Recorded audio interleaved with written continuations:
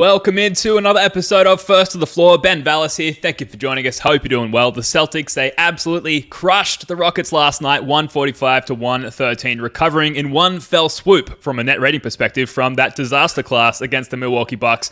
Wayne Spooney and Jake Eisenberg are both here. Spooney, how's it going, man? I'm doing great, other than I got a new camera, and it looks like I just crawled out of my coffin to do this podcast. So Vampire spoons. I got to adjust the settings, but great win, great game, fun time on the playback. Yeah, Absolutely. It's tough. Well, like, in this reverse, hemisphere thing, me and Ben are out in the sun every day as the winter creeps into the north. So the skin tones are slowly getting further and further apart here. Yes. Yeah, absolutely. Look, before we get into it, we're so close to 3,000 subs here on the YouTube channel. I'm putting the subscribe link in the description for the audio pod. So take a moment, subscribe to the YouTube channel, like the video, help us navigate the evil algorithm. Why? Well, the better our numbers, the better our chances of luring high-profile guests onto the show. Scal, for example, apparently doesn't get out of bed for less than 20,000 subs, so that's the immediate target for us. Help us hit 3K in the meantime. A couple more things. Check out Wayne Spooney's latest column on the Celtics blog, The Three-Leaf Clover, and watch Celtics game live with us on Celtics Blog's Playback Room. All links are in the description below. All right, guys, let's get into the game. Jake, at halftime in the playback yesterday, you said, quote, if we just don't play like dickheads in the second half, we should win this game. What did you mean by that, and did that occur? It seems like it did. Well, here's the thing. The Celtics are so good where all they have to do to win most of these games is not play like dickheads, which basically means defend close to your ceiling, like 90% of your capabilities. Don't turn the ball over and rebound. You do those three things against a team like the Rockets, who also played on a back-to-back after having a 10-point lead. Like, it takes insane outlier shit for the Celtics to lose those games. So they came out. I'm not even sure what they really did besides just be superstars and hit threes. But it felt like they cranked up the defense a little bit, and Houston was just like, yeah, that's enough for us and these Boston guys. Sorry, Ime, we tried for you for like a half, but that's all we got tonight. Yeah, I turned up my mic a little bit, Jordan B, so let me know in the chat if it sounds better. But yeah, the Celtics got out, both teams got out in transition quite a bit. It was kind of a hectic up and down game. Both had 26 transition possessions. The Rockets scored 1 point per possession on them, which is absolutely terrible. Celtics 1.54. Most of that was Jaylen Brown, who scored 1.76 points per possession in transition, which is basically like a guaranteed bucket every time he was in transition. I thought the big thing that stuck out to me was the Celtics made a lot of threes, but they took a ton of them. They're up 47 threes to 30 for Houston. I just think with the disparity and the shooting coming back recently, there's almost no way a team like Houston can compete with the Celtics if they're getting outshot from three like that. Tatum was just like awesome for most of this game, I thought. He had 1.4 points per possession on pick and rolls. He got trapped a couple times and just swung it, open threes all day. So it was ultimately just, the defense was lackluster in the first half, and we were talking about that quite a bit in the playback. And then you're right, Jake. They just turned up the intensity, and Houston just has no answers, man. I don't believe in that team. Fred VanVleet is like a fine player, but he's got nothing for Derrick White and Drew Holiday and Kristaps at the rim. So it was just the better team, shot hot from three, and it was a blowout.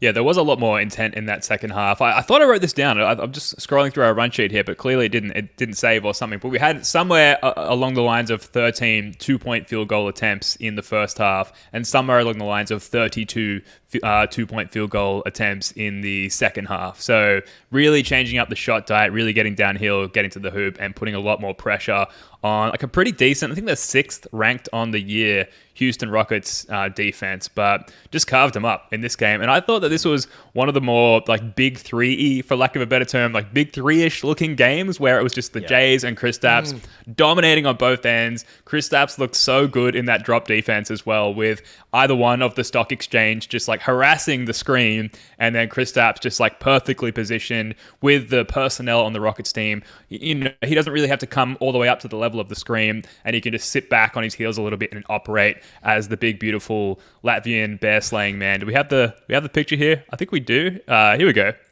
Here's the bear slayer. Yeah, here he is. Big, beautiful Latvian man.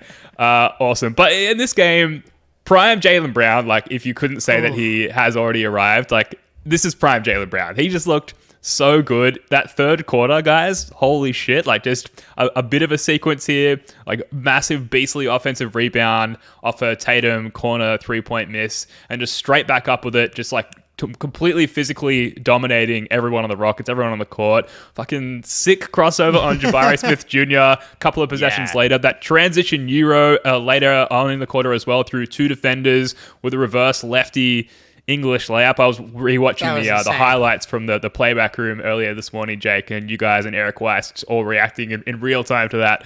Was amazing. He had another block on Jabari,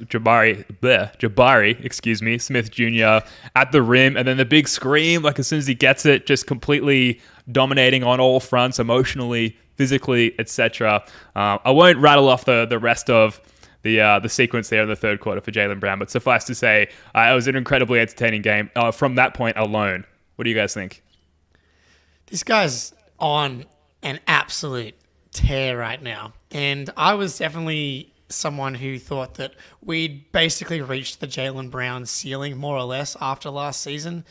I thought, you know, the shot making, that's his calling card, and it obviously still is, but the defense has gone to a level that I don't think it's really been at, maybe ever. Mm-hmm. I actually don't think it has been, just because of the size that he has and the strength that he has relative to maybe his best defensive season probably being his second year, even, like, you know, when the Celtics made that run to the conference finals or the year after that. But the defense, like bringing that aspect to his game where it was a legit weakness. Like, he wasn't a bad defender last year, but just because of how athletic he is and how strong he is and how big he is. But there was so much left to be desired on that end of the court. And he said he was going to bring it, and he's been bringing it. And it feels like it's been getting better. The rejection on Jabari Smith, who's like a 6'10", super long dude. And that hook shot thing had just no chance. And then he recovers with Jabari Smith coming off a pin down or a handoff or something. And Jaylen recovers and just completely destroys him at the rim on the other end. And then, by the way, like gets, you know, he's kind of like Jose Alvarado type steal, kind of coming off another corner, which leads to the Rockets actually defended it well in transition. And then you just threw it to JB at the top of the key, who had Jalen Green on him, who just crosses him over and hits like this Kobe step back fadeaway. Who, by the way, like in like two possessions earlier, Jayson Tatum hits like just a ridiculous pull-up three in their face. And I'm just sitting there being like, it's pretty cool to have these two superstars on our team, huh? Yeah. We've got that sequence here. Check it out.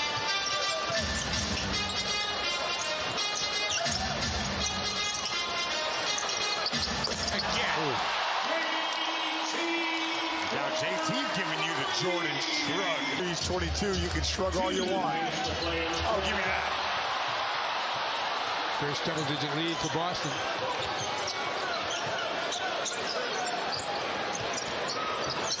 Brown, step away.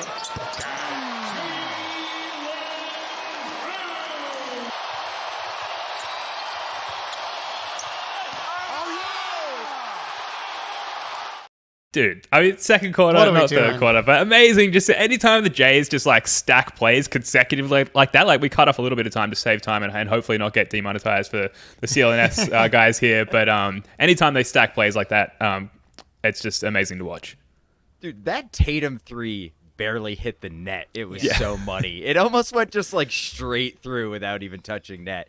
Jaylen also, I think, in the second quarter had this like fade away from like 21 feet on the right side that he just silked pure net. And I have absolutely no idea how you can make a shot like that from that far away over somebody, but he did. Okay, so I've got some play type data for Jaylen Brown, right? Okay. So this is all where he ranks in the NBA in points per possessions on certain plays. 12th in the NBA in pick and roll. 32nd in ISO. So elite pick and roll, basically elite ISO. That's crazy. 20th in post up, so basically elite post up, and 14th in off screens. So like, what do you do with a guy who's an elite pick and roll player, elite in ISO, elite posting up, and elite coming off of screens? Like, he's just on an absolute absurd heater in every single way, and he's got his turnovers down, his assists are up, and he's finally shooting threes, man. Like, there's just nothing you can do with this guy. And like Jake said, his defense is finally awesome. So like, he is playing at such an absurd level. Like, all NBA second team might have bet, like, there's arguments for him not making second team last year. I could see them. If he keeps playing like this, there's absolutely no argument. He is an all NBA second team. He can't be first team just because of who's in front of him. But good Lord, this dude, he's leveled up again, and he's 27. It will be interesting purely all NBA wise, just because of the positionless aspect. I feel like he kind of he benefited from a weak forward class. But that being said, and Judah Tunes in the chat here, who's calling me out, telling me I can't believe he thought that was his ceiling. Sorry for believing that the 27-year-old dude was like, I know, and like, shame on me, dude, because he has truly never stopped getting better. Last year was probably the first time that he didn't develop a huge amount relative to the year previous. Like, I didn't think there was a massive jump from the year they went to the finals to last year where he made second team All-NBA. Like, even though he was really good the year before, he just made more shots really last year. The defense, we always kind of thought it could maybe be better, but the decision making and the playmaking, that taking a legitimate jump was not something that I really thought he was going to do. But man, like, death taxes and Jaylen Brown committing to developing his game, and it's just a rarity in this league that, you know, so many guys, they get better, but like, for them to keep getting better at the 27-year-old age that Jaylen is, and at the certain stuff that he's gotten better at this year, is quite rare. And it's absolutely a credit to him, and him in the post-game press conference being like, you know, I feel like I'm playing the best in my career, which is, I think, a fact. And he's like, I'm not going to stop. And I'm like, you know what? I'm just never going to stop thinking he's going to get better at stuff, because why would I? The Avery Bradley trajectory. But look, players do tend to reach cruising altitude at around, 26, 27, 28. Judah Tunes in the chat here saying like, yeah, man, I get it. But when you see a guy training in the pool, working on the left hand, putting on weight and going against JT in practice, like, got to be patient. I mean, we do have to try and appear somewhat objective on this show. So to say something objective like he's probably hit his ceiling, rather than like resting on our laurels as fanboys and being like, no, like, they're always going to get better until they're the GOATs, because that's really internally how we feel. Sometimes we need to present a somewhat objective argument. So I was with you there at the time, Jake, but one of those things, so happy to be wrong. Happy to be wrong. News. Like, Jayson Tatum, could he ascend to being better than Jokic somehow? Like, there's room in my heart for that reality. Do I think it's going to happen? Probably not, but I would certainly leave the door open for that one. You mentioned the three-point shooting as well, for both the Jays, and we'll get to Tatum in a little bit because he had an incredible last couple of games, but 41.2% from three from Jaylen Brown in January as well. So firing on all cylinders lately, both Jays, to say the least.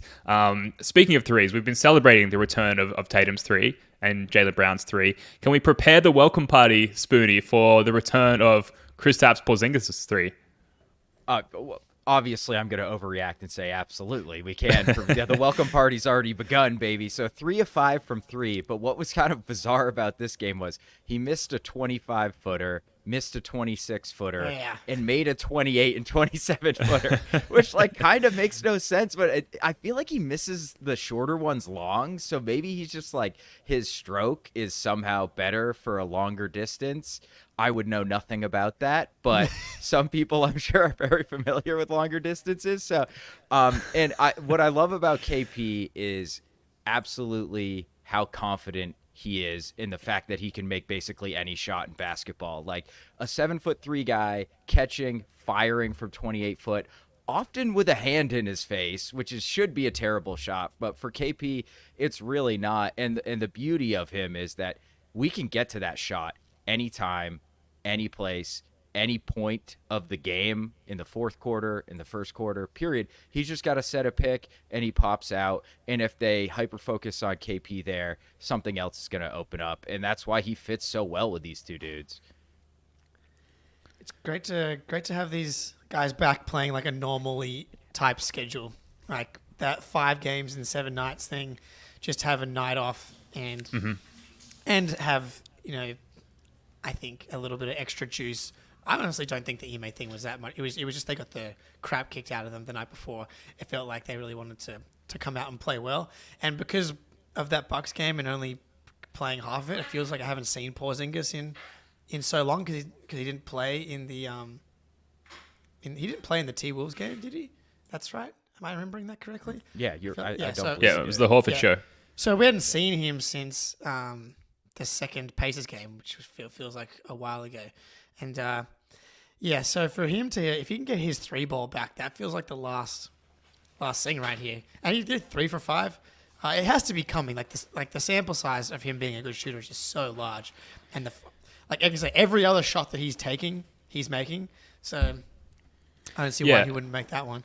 And one of the first observations that was made sort of collectively across the Celtics podcast space was that we weren't really getting Porzingis the ball sort of at an efficient pace at the beginning of possessions or whatever within the flow of a possession. And now it seems like there's a lot more flow to just the integration of Porzingis into the offense, just in how we're getting the ball, when we're getting the position, like literally the location of the pass. Like his chest is a good 2 feet higher than the average chest height. So make sure you deliver that pass on target. Little things like that. So I wonder as we start to get more of a flow there offensively with the integration of KP, if we start to see the shot come back as a result of that.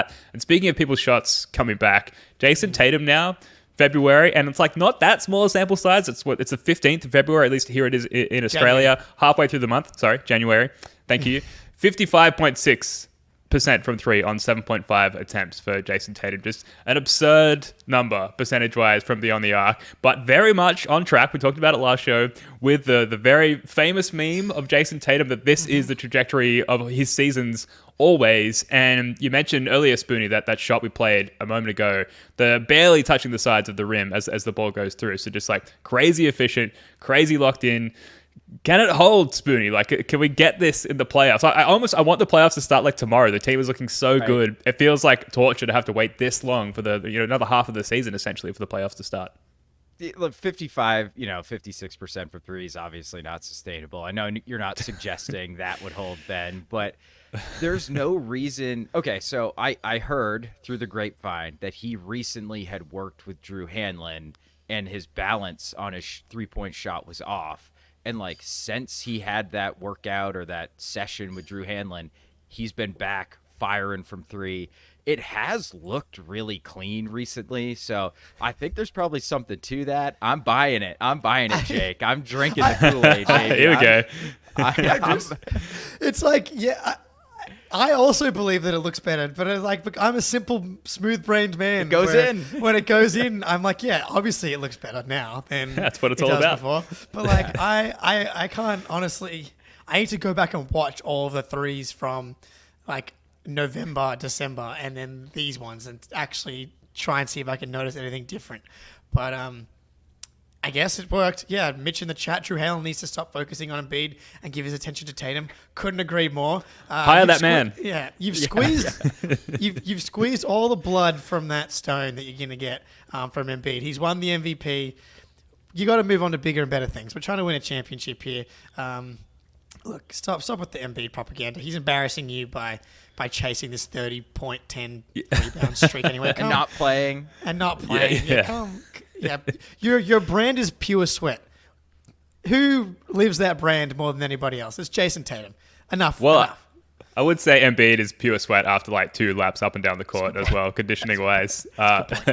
In a minute, we're going to come back. We're going to talk about Derrick White. If the slump is over, we're going to talk about the whole Ime Udoka situation one last time and very briefly because I think we're just sick of talking about it and some other miscellaneous points from the game. But first, a word from our sponsor, FanDuel. The NFL regular season is wrapping up, but there's still time to get in on the action with FanDuel, America's #1 sportsbook. Right now, new customers get $150 in bonus bets guaranteed when you place a $5 bet. It's $150 in bonus bets, win or lose. The app is so easy to use, and there are so many different ways to bet, like live same-game parlays, find bets in the new Explore tab, make a parlay in the Parlay Hub, the best way to find popular parlays, and more. So visit FanDuel.com/Boston and make your first bet a layup. FanDuel, official partner of the NFL.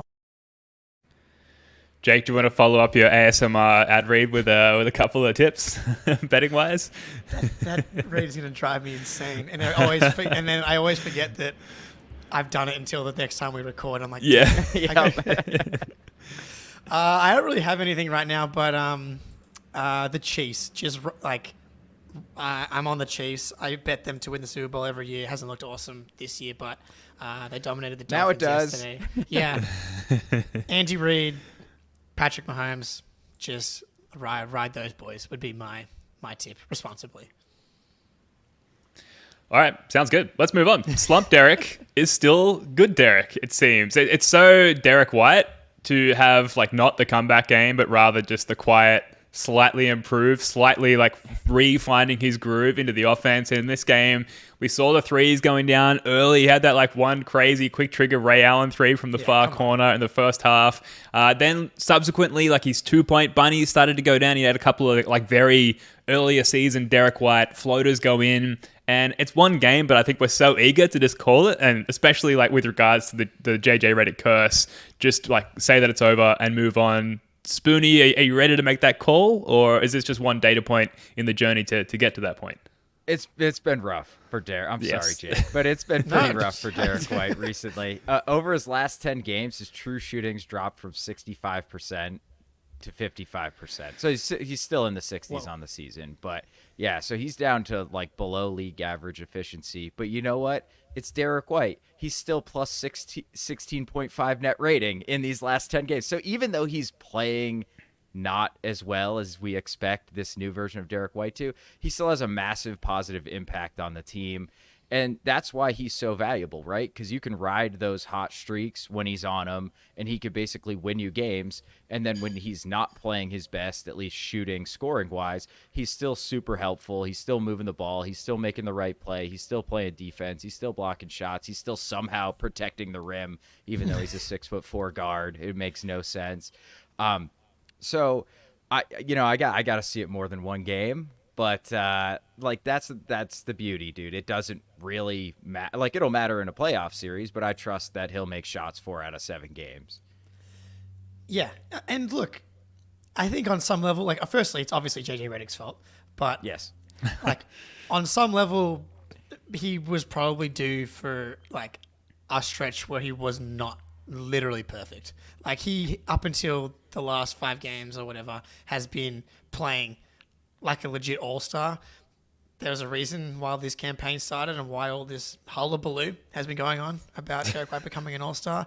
And Tatum had his struggles. Every player in the league, except for Jokic, has stretches where they struggle. And Derrick White hasn't had one yet. Jaylen was early in the year. Drew is maybe quietly having one as well. And Derrick White, as you said, as long as he's making the right play, and that's what's incredible about this team. All of a sudden, Derrick White's been struggling a little bit. KP carrying for parts of the year. Great timing. Jaylen Brown and Jayson Tatum look like first and second team All-NBA players, so it doesn't matter. And what's great about Derrick White is that he doesn't force it. He's not going to Dion Waiters his way out or attempt to Dion Waiters his way out of this slump. He's gonna just make the right play. The most encouraging thing has been how the quick trigger on the threes hasn't gone away at all. And I'd say that's probably the most important thing. He's still confident. At least he still appears to be taking the same shots. And that one that he hit on with 3.5 seconds on the shot clock coming around that screen and just almost obliterated the net. It splashed into it so hard. That filled me with incredible confidence. He hit one of the wonky floaters, that he typically hits. When I was watching the game, I was like, okay, the 3 looks good. He hit one weird wonky floater. I need him to make one more, and I think I can declare the curse dead. He didn't attempt another one, so that might be good. But so that's maybe the other piece, because the weird part was not only was he missing threes, but the weird Derrick White floater that doesn't really come and go. That's usually one of his more consistent shots. That also fell apart. So great to see him hit one, but that is something I'm still tracking.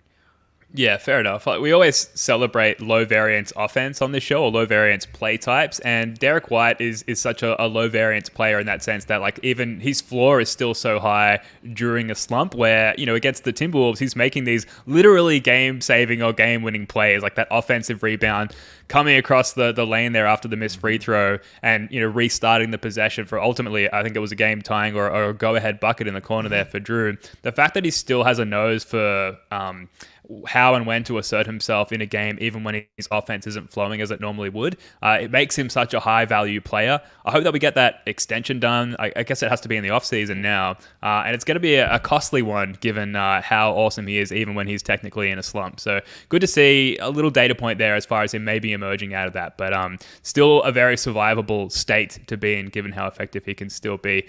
We should switch to the Udoka situation so far. We've already talked a lot about it, like really since the whole incident occurred, and then obviously subsequently in the lead up to this game.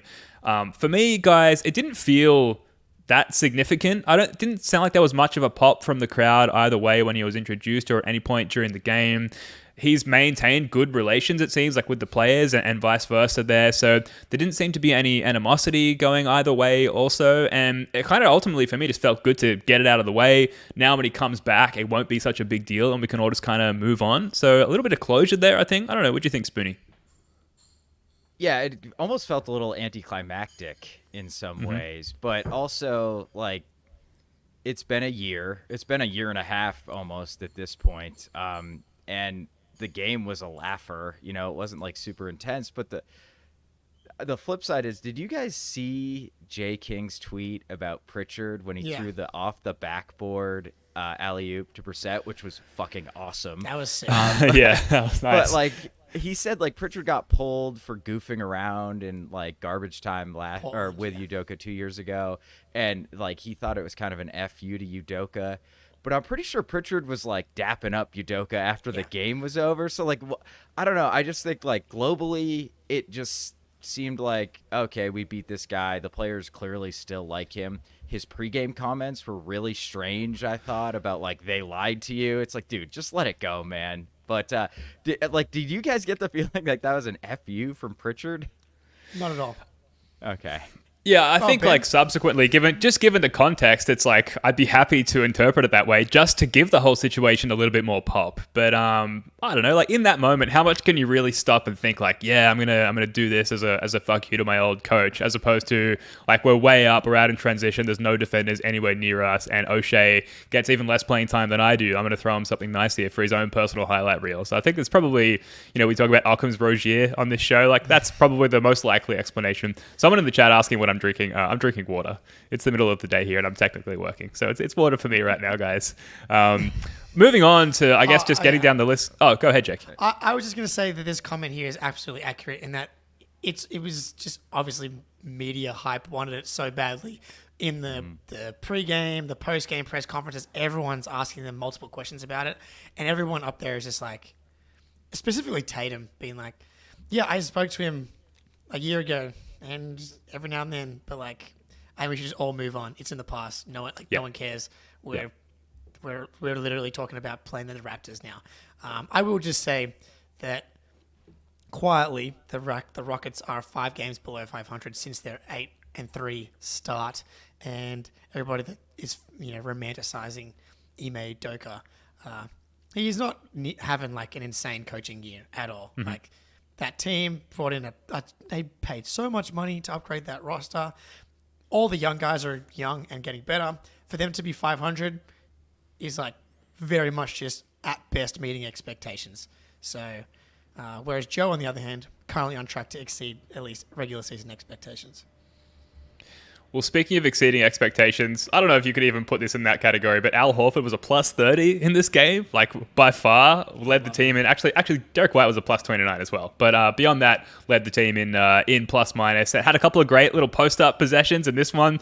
And I don't know about you guys, but you could feel the energy, the whole crowd, everyone on the bench. It was picked up on the hoop mic there, but both of these possessions where Al was posting up, come on, Al. Like, the whole world was behind him, just like cheering him on to show us a bit of old school hoop there in backing down a smaller and much younger defender, whichever one of the inexperienced Rockets defenders you want to pick out there.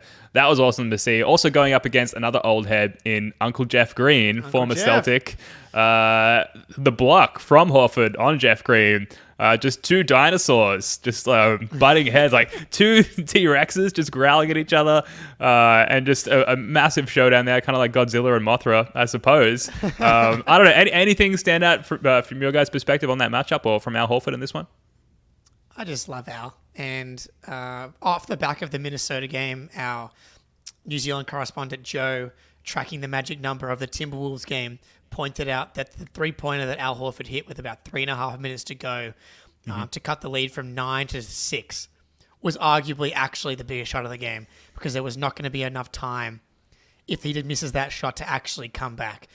All due to the magic number formula, which if you're not familiar with, get with the program. Subscribe, yeah, subscribe and watch the playback where you have time to rehash that more often. But then that just led me to go back and kind of look at Horford in the clutch this year. He's 50% from 3 in the clutch this year. Pretty good. Solid. And absolutely matches the eye test. But also the clutch numbers, like that 3 that he hit to cut it to 6, doesn't count as a clutch bucket because it's not within 5 points, which just, again, clutch stats are so misleading because they're so specific. I always went back and had a look, like Monster 3 against the Warriors game that they lost to cut it to 1 with 40 seconds to go. Like against the Sixers, they're up 5. He hits a big 3 to push the lead to 8 with 2 minutes to go. He's just nails, and I love him. I like, how does he keep doing it, dude? You know what I mean? It just seems like every time I'm like, oh, it's a swing to Al. This is going in, and we really need this shot. And like, I feel like he's activated old man strength. Like, he had one of those post-ups was on Cam Whitmore. Go and Google Cam Whitmore shirtless, because I do it pretty often. And that sounds like something I would like. That sounds like something I'd be interested in. Yeah, and dude, like that dude is an ox. He's like 6'7", wing, absolute monster. Al just like put him into the basket, easy little post-up layup, and it's like what just like he just keeps like impressing me somehow. I'm just impressed by Al Horford from everything he can do. And his eyes, which are obviously the most impressive thing about him somehow. But yeah, like just the way he bails us out so much. It's like, what are we gonna do without this dude?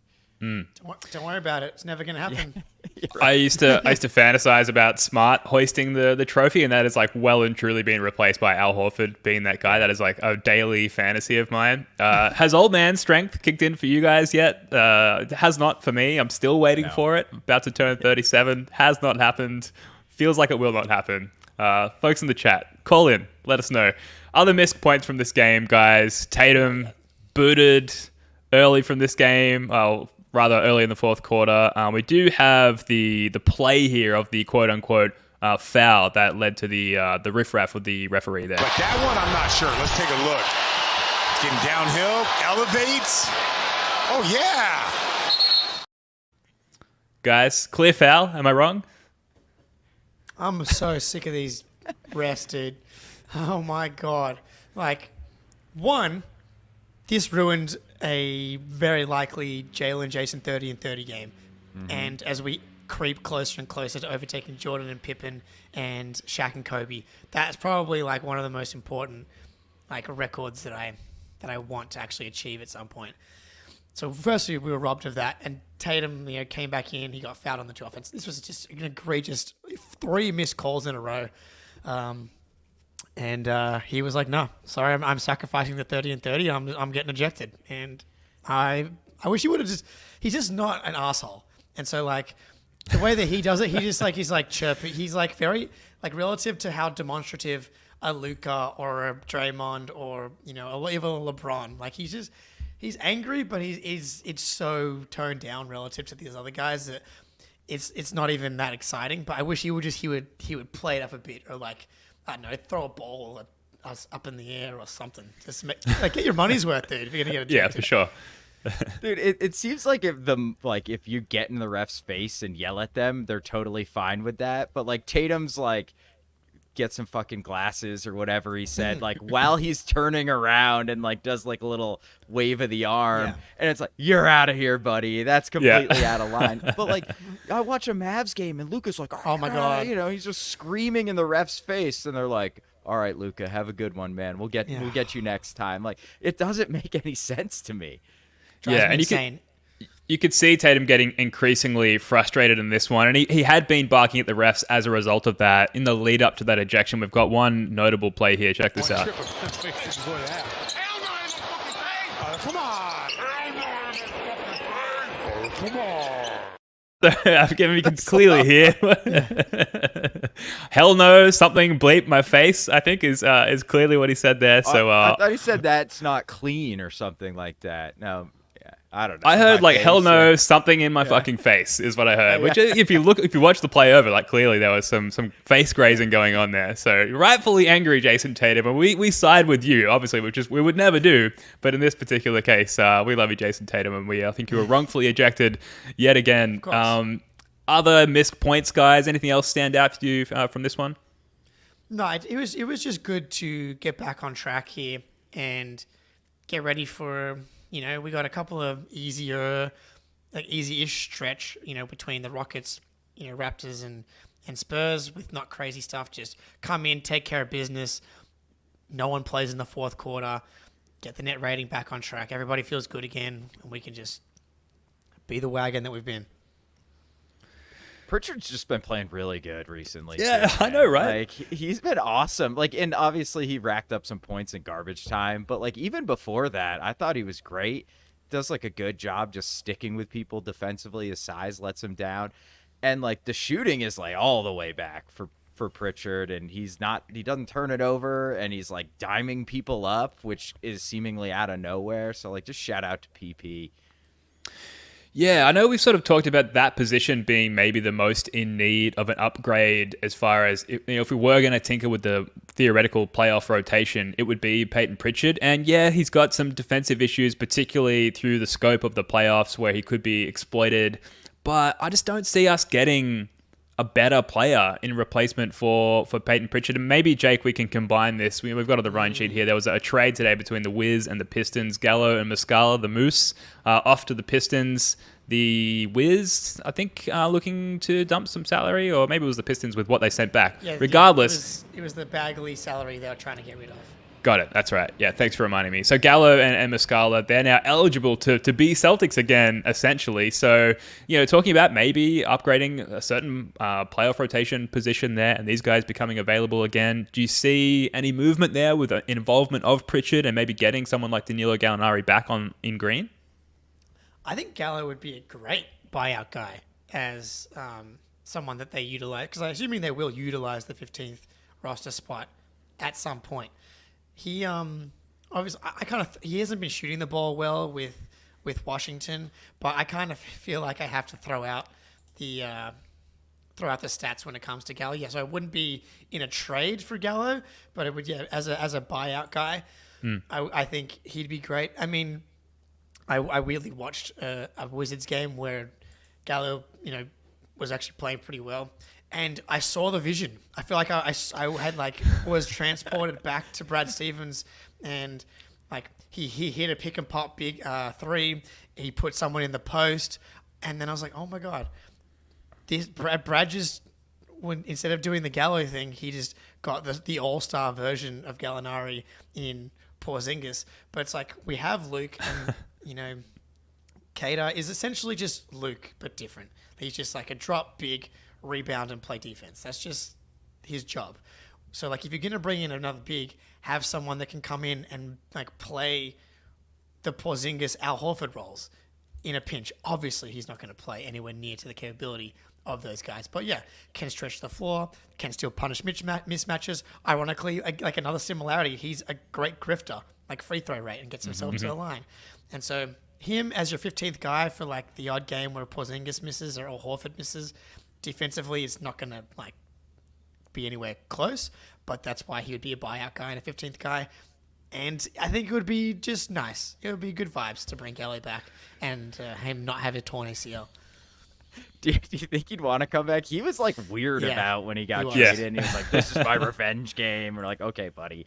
But yeah, there's just like zero downside to bringing either Muscala or Gallo if either of them get bought out. There's like they can eat some minutes for you, and you're basically just taking up a spot on the roster that's not been filled the entire season. So like, why not? But on a Pritchard trade, yeah, I think you're right, Ben. Like, I don't see a viable trade that's an upgrade, especially with the way Pritchard's been playing lately. So I just think that would be really difficult. And he's got that weird, like, he's not poison. Yeah, it is poison pilled. Yeah. So like his salary going out is different than his salary coming in. So then you're trading for teams who have cap space. Essentially, it's just really tough to manage that type of trade. You can do it for sure, but and I just like, are you going to give up a first round pick to upgrade your third guard? That seems aggressive, but maybe it's worth it. I keep going back to the Caruso thing, and Yeah, fair. He's the guy. That's the guy, because he can play guard and really he can play upper position as well. And so you send out Pritchard plus, Svi and Stevens and whatever picks it takes to get it to happen. And so like he makes $9 million the next 2 seasons, and then Drew Holiday has like this $36 million player option, or you can make the Caruso deal work. In the chat here, it only makes $9 million this year.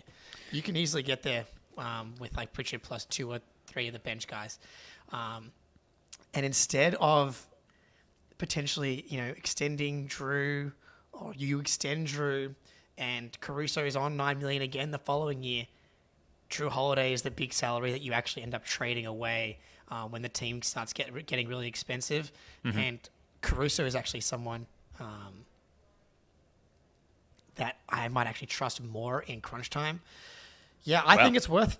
Yeah, I decision making wise, ball in his hand guy. I think Caruso, is actually slightly higher basketball IQ.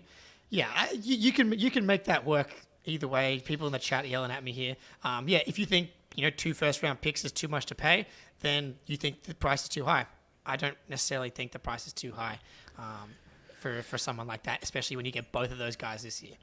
Yeah, I do think that there's no excuse for not doing absolutely everything you can to ensure a championship this year. And if that includes, if the possibility does present itself of getting Caruso, you do have to stack a number of salaries to include essentially like most of our deep bench. And I think we've had enough time to not grow particularly attached to any of them and to feel somewhat indifferent about them all. So that part of things doesn't feel particularly complicated. And as guys continue to shake loose from a buyout market perspective, where suddenly that looks more replenishable, if there is such a word, then from our side, it seems a lot more of a viable option.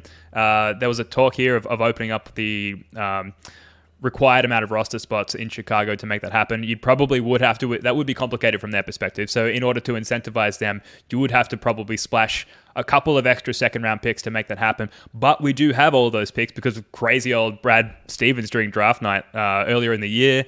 And again, if you're not doing absolutely everything you can to ensure a championship is won this year, then you're failing the fan base, and you've got to do something with those second round picks. So I would be for including, the vast majority of them in a Caruso acquisition if we can make it happen. But all of that said, there's so many other teams out there better positioned to make that trade happen for themselves, notably the Sixers, perhaps, which is terrifying. So hopefully we can get it done, if for no other reason than to prevent another contender in the East getting it done as well. I guess we should move on. One thing I wanted to ask you guys was about the Bucks game and whether or not you have any feelings one way or the other about it. It seemed like it was collectively, and this is through the national media as well, brushed off, which is quite a relief to see. Spooty, at the time, obviously a devastating blowout, but doesn't feel like anyone other than the very annoying Bucks fan base are really drawing much from this one. Yeah, I did just feel that sometimes everything goes wrong and sometimes everything goes right for the other team, and you take the rest advantage into play as well. And Jake and I were talking about it on the playback too, like especially Dame having like 4 or 5 days off, and like this is a Simmons take, like he's got some bad ones. This is when I think he's like spot on, when like those mid to late 30s guys can bring it like once a week, but they can't bring it every game, or they can't bring it 3 times a week. And we got it from Dame. Like he brought it. They looked faster. They looked up for it. They needed that game way more than the Celtics did too. So I don't take a ton from it. We beat them by 40 last year. Well, they lost in the first round. Maybe that's not a good example. Yeah. But no, I don't take much away from it other than it's annoying to be on the internet after it. Mm-hmm. Yeah, it was annoying to be on the internet after it. But what's great is that pretty much everybody besides Bucks fans didn't take the game seriously, which was great. And to listen to the podcasts of Zach Lowe and Chris Herring where they can just be like, yeah, it was really hard to take anything away from it. And I'd be really annoyed if I was a Bucks fan, which makes me extra happy. Yeah, so good. To be able to draw Schadenfreude energy from a 40-point blowout loss is huge, and just stacks on to this amazing season that we're all having so much fun, enjoying that we can have these enjoyable, humiliating losses as well. Let's wrap up with the upcoming schedule, guys. The Raptors, obviously, in Toronto tomorrow. I believe it's a public holiday, MLK Day in the USA. They're heading up to Canada for that day off, where I believe that is not celebrated. Spoonie, can you confirm? I don't think so. It wouldn't make a ton of sense for Canada to celebrate it, but Yep. maybe. I mean, they copy us a lot. Do they get a day off in lieu for being overseas for a public holiday? No idea. We'll find out. Call in if you know. All right, Google it. Yeah. Look, Jaylen Brown, Jake, is questionable heading into this game with a left knee hyperextension. Thoughts, predictions for this one? Just looking through the last 2 weeks. As you know, I love to do cleaning the glass stats. Yeah. And it's not looking good for the Raptors there. 27th in defense over the last 2 weeks per cleaning the glass. Overall on the season, though, 16th ranked offense and 21st ranked on defense. So they're a bad team. We should feel good about this one, right? Yeah, we should. But there is something about the Raptors where I'm just like, I'm just a bit. I'm not worried about the game, but I'm like, we need to take them seriously. Mm-hmm. But again, like, so they made this quickly RJ Barrett for OG Anunoby trade, and I think not in a vacuum, like broadly, that's a good trade for Toronto because they needed a point guard and like really badly. But as far as dealing with the Boston Celtics, those defensive numbers really surprised me. I didn't think that it would drop that badly because that's pretty much just post the quickly trade, sending out OG Anunoby. It's like they always struggled with the Celtics anyway, and now they don't have OG Anunoby to deal with Jaylen Brown and Jayson Tatum. That's going to be a concern. If we don't have Jaylen, obviously that's not ideal, and evens the scales a little bit. But yeah, I'll be on my toes for this one. I'm predicting a 12-point win. Oh, I like the specific point total. That's beautiful. Yeah. There we go. It felt like last time we played the Raptors, Scotty Barnes was super hot from three, and that was kind of the only reason it was within touch for most of the game. So, I mean, Scotty's actually shooting really well from three this season, but on some of the attempts he was taking against us, I just don't think that's kind of his normal production. I used to be a big RJ. I have some embarrassing RJ Barrett defense takes about like he's gonna be awesome. He's gonna be really good. Give him time. Not looking too smart on those. But if you ask Knicks fans, he defends Jayson Tatum really well. I don't know where that take comes from, but I've seen it multiple times. So yeah, I mean Barrett's kind of a poor man's OG, and Quickly's good. He's lit us up a few times, so he adds a dynamic aspect to their offense. We got that. Spoonie glitched. That they haven't had just because they haven't had a point guard. So they do scare me a little bit, and they always play really hard, which is very annoying. So I like 12-point win. I like that, Jake. I'd probably be fairly comfortable Celtics win. Yeah, they're 3-4 in the last 2 weeks of play in their last 7 games, so hovering just below the 500 mark there, appropriately so, given those stats that we just referenced. Coming up after that, we've got the Spurs on Wednesday night. I feel like we know them well, so we probably don't have to touch too much on that game, having played them recently. And then, guys, game one of the Denver Cup against the Nuggets, fortunately at home in Boston. Last 2 weeks, they are 5-2, 7th offensively, 10th defensively. Pretty good team, obviously, reigning NBA championships, best player in the league. Nikola Jokic, my mate Dice's favorite team. Where if you've been listening to this show for really not even that long, because I talk about it all the time, you would know the ongoing rivalry between me and my best mate Dice there regarding the Nuggets and the Celtics. Spoonie, you feeling confident about this one? It's a timely measuring stick game for the Celtics, I think. Yeah, so I always feel like we used to defend Jokic really well, and a part of that was Grant Williams. It's insane to say, but he always did okay against Jokic. KP, I think, historically has not been great against him. But yeah, who the hell's not great against Jokic? So be fascinated to see. I feel like it's going to be high scoring since we can pull Jokic out of the paint and really attack that Denver defense. And they can't really hide Gordon on anybody to let him do that like roamer roll stuff. And then obviously the Nuggets offense, when they want to play really well, it's like they have a switch. They're like, oh, okay, we got to go on like a 12-2 run right now. Let's do that. So I feel like going to be high scoring, going to be really fun. I don't know, man. Not super confident about that one, but it's at home. We'll protect the record, right? Yeah, these Western Conference games are more exciting and fun than like emotional for me. Like the games against the Bucks and the Sixers and the Heat just mean a lot more because you see those guys all the time and they're part of your path to the final. It's like you can't really worry about too much about specific teams in the West. As good as Denver is, like it's honestly more likely than not that something happens where they don't make the finals. That's just the odds reflect that, them being like plus 250 or plus 300. You know, you're not getting minus odds on any team ever making the finals really. So it's just more of a fun game. Like the OKC game is just like a sick matchup. But I'm specifically excited to see how the Celtics deal with their offense. Like I think, that's the key to a series if those two guys were going to match up. Because I think that the Celtics offense is going to actually match up pretty well against them.